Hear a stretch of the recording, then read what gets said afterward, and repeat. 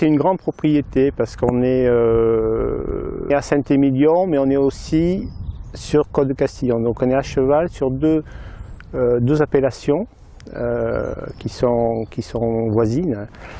Et la Chartreuse, le château, est au centre de ces deux appellations.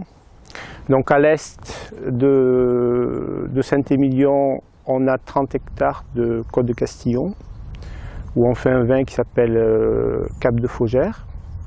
On fait à peu près 100 000 bouteilles par an. Et sur la partie ouest de la propriété, on a 50 hectares de Saint-Émilion Grand Cru, où là on fait 3 marques différentes. La marque phare, c'est bien sûr le Château Faugère, hein, qui est la marque la plus connue, où on fait à peu près par an 60 000 bouteilles. Après on a un second vin qui s'appelle Eau Faugère, où on fait 30-35 000 bouteilles par an. Et puis on fait depuis 12 ans une cuvée haut de gamme, un vin qui est issu des meilleures parcelles de la propriété, qui s'appelle le Château Péby Faugère. Donc c'est un vin de terroir, de vieilles vignes, qui est le fleuron de la propriété. Avec ces vignes et ce terroir, on a des vins qui sont très puissants, donc très concentrés, mais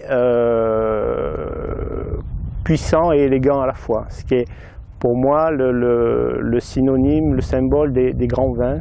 C'est-à-dire d'avoir, c'est dur à marier la puissance et l'élégance.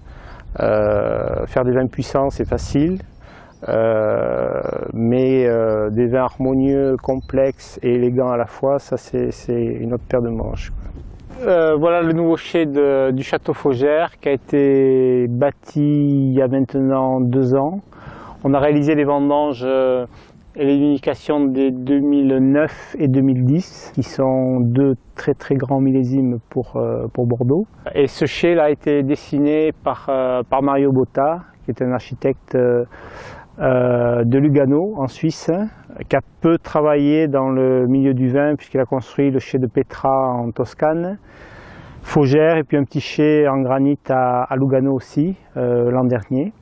Ça a changé beaucoup de choses parce qu'on a 46 cuves bois, donc des cuves de petits volumes. Elles font 50 hectos, 60 hectos, 80 hectos, donc ça permet une précision au niveau de la sélection parcellaire.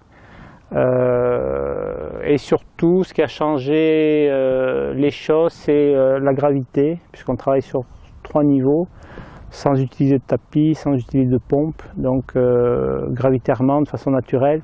Et ça, c'est idéal pour les transferts de vin et pour la qualité de nos produits.